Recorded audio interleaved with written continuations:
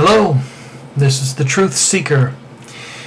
Well, I seem to be quite bored and I have nothing to do, so I thought I would respond to another video. And since ProfMTH is such an easy person to respond to, I thought I would respond to his video. And so basically we're dealing here with a couple of alternative viewpoints. The first one being that there are two creation accounts in the book of Genesis. Well, actually, I'm not even saying that somebody has to believe in God to have a different viewpoint on this. One could easily come to the conclusion that no, there are not two creation accounts in the book of Genesis. I'm going to go ahead and I'm going to post the links in the description. But what we have, actually, we do have examples of dual creation accounts in the Sumerian and Babylonian literature as well.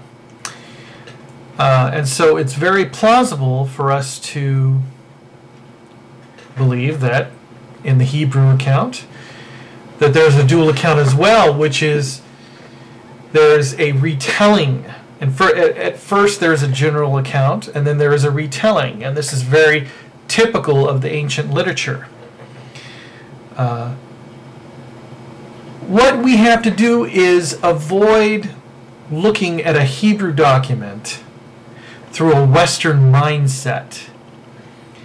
We are using our logical, philosophical-based westernized perception and laying it upon a Jewish document.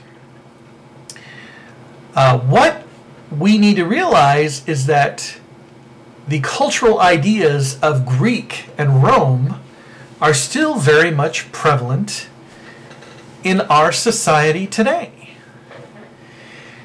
And it's actually unfair to place those viewpoints upon another cultural document. So, with that being said, you can choose. You have a choice. You can choose to look at things from the way that you were raised.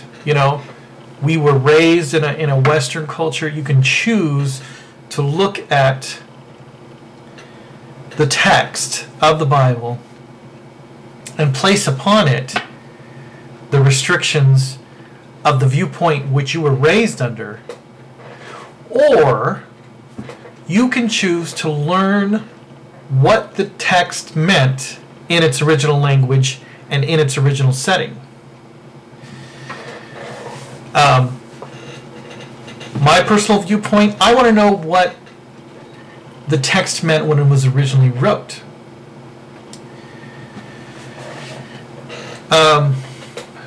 Moving on,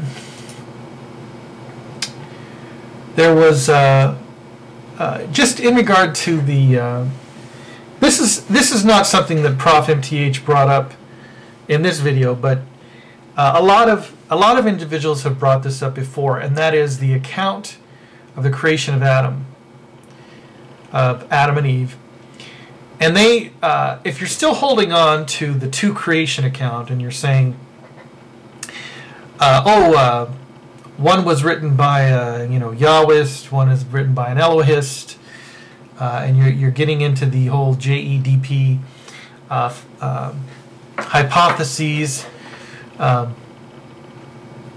Which, by the way, is I totally discredit in some of my other videos. And you don't even, like I said before, you don't have to believe in God. You don't have to be a Christian to reject these ideas. But you can come to the conclusion that the book of Genesis was indeed authored by a single individual.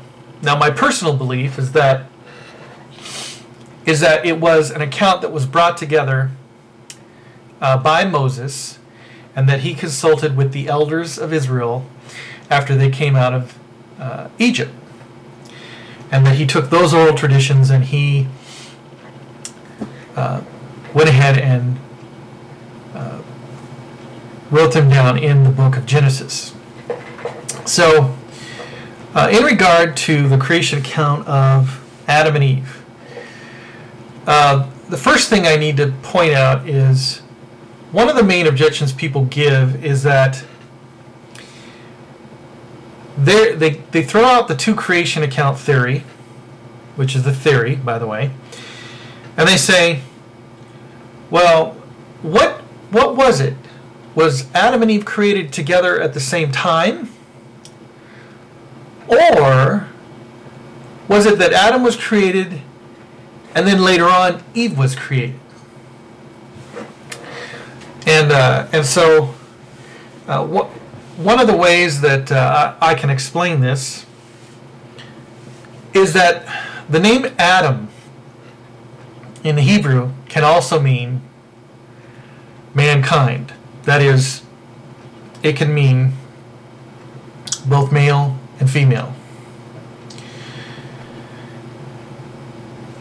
Now, what this means is that when God created mankind, when he created Adam, Adam had within him both characteristics of male and female.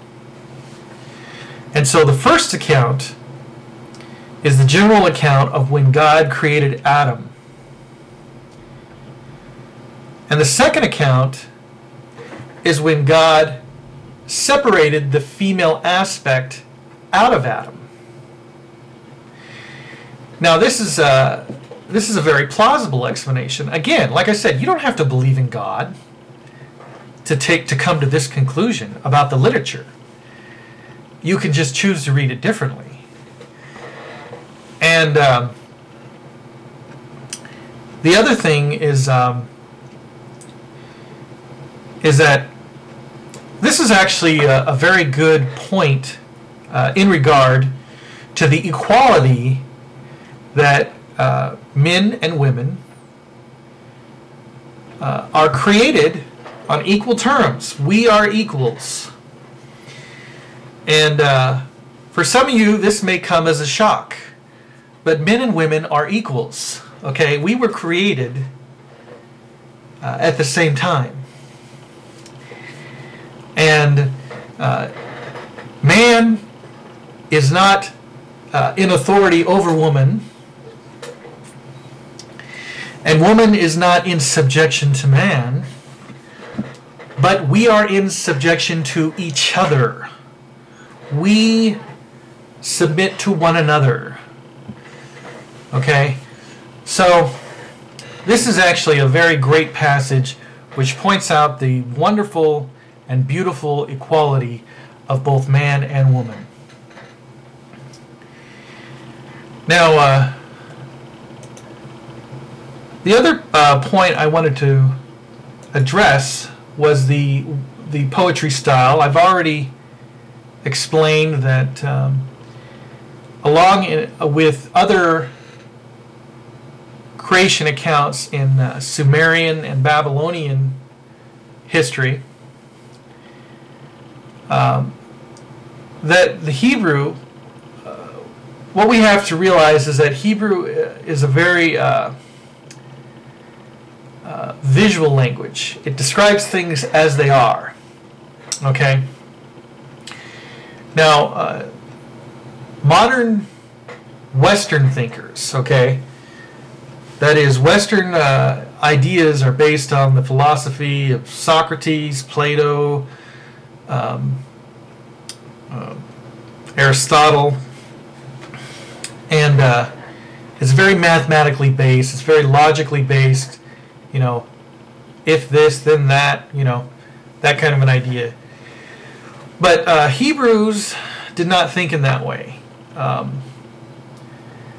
Western logic is like there's a series of events. There's a linear timeline, you know, whereas Hebrew is not interested in the linear timeline.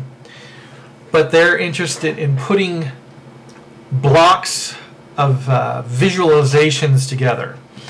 So they're grouping similar ideas together and not necessarily in a chronological order. So if you're going to sit there and read Genesis chapter 1 and 2, and you're going to read it in a step logic perspective and chronologically, rather than a block logic, then you're always going to come to some kind of a conclusion that there's two accounts, when in fact I believe there's not. Now moving on, I did want to mention something about his conclusion about where he says there's this plan B. In other words, God didn't get it right the first time. He brought all these animals to Adam, and and none of them were suitable, and so he went to plan B. In other words, God is flawed. So if God is flawed, there is no God. Well, again, I have to point out that if you're gonna approach this from westernized logic, and you're gonna say that if A plus B equals C, you're gonna miss the point. He did use Rashi, and he mentioned how Rashi comes to this conclusion. Rashi, who was a wonderful Jewish commentator and sage, unfortunately, he was affected a little bit by the philosophies of that time, but he had a lot of wonderful teachings. But we could look at some of the philosophical teachings of Aristotle. We could look at some of them of the Roman historians, and we could shake our head and say, "Oh boy, those ideas they had back then were just ridiculous." The fact that the Earth was the center of the universe. If we're going to judge, the commentators, we can always do that. We can place our judgment through our understanding today. It's really unfair to place our perspective on those who lived in the past. But there is a story I'd like to give from the Talmud, and I'm going to put the link in the description. And it goes like this. One of the emperors said to Rabon Gamliel, "Your God is a thief. As it is written, and the Lord God caused a deep sleep to fall upon Adam, and he slept, and he took a rib from Adam." Then the rabbi's daughter said, "Let me answer this person. Last night, robbers broke into my room and stole therefrom a silver vessel, but they left a golden one in its stead." And the emperor replied, "I wish that such thieves would come every night." Thus it was with Adam. God took a rib from him, but placed a woman instead of it. Let me just end with this.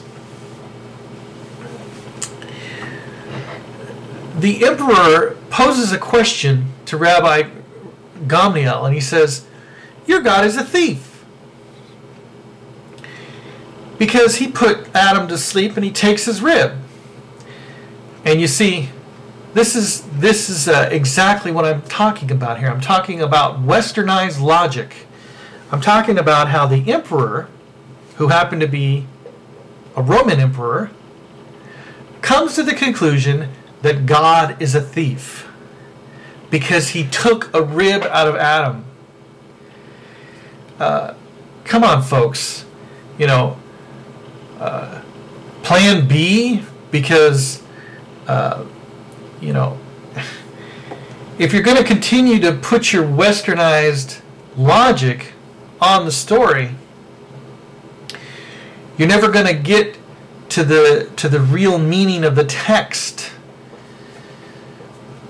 If you're interested in seeking the truth, then learn about the original cultures that the texts were written in, and don't impose on it your idea of what it should be. This is the Truth Seeker. Keep seeking truth, and God bless.